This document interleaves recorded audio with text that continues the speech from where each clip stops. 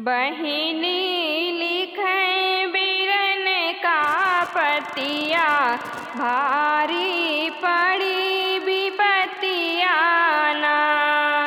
बहिनी लिखे बिरन का पतिया, भारी पड़ी विपतिया ना। सास ससुर मिली तनवा मारे, सास ससुर मिली तनवा मारे, सास ससुर मिली तनवा मारे।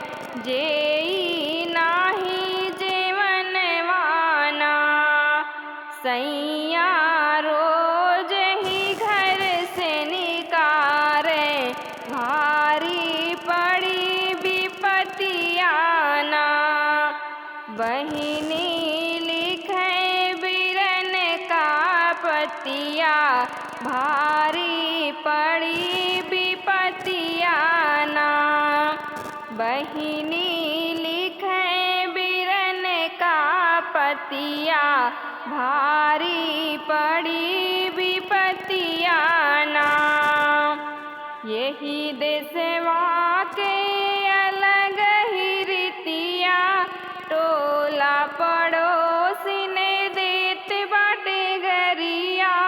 यही देशवा के अलग ही रीतिया, टोली पड़ोसिन देत बाटे गरिया।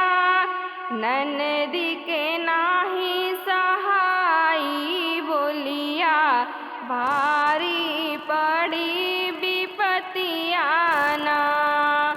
बहिनी लिखे बिरन का पतिया, भारी पड़ी विपतिया ना। बहिनी लिखे बिरन का पतिया, भारी पड़ी विपतिया ना। घर के लोगवा मारही तनवा, घर के लोगवा मारे तनवा। कहे नहीं हरवा से मंगावा दहेजवा, बिरना समझ न पाया चलिया, भारी पड़ी विपतिया ना। बिरना समझ न पाया चलिया, भारी पड़ी विपतिया ना। बहिनी लिखे बिरन का पतिया, भारी पड़ी विपतिया ना। बहिनी लिखे बिरन का पतिया, भारी पड़ी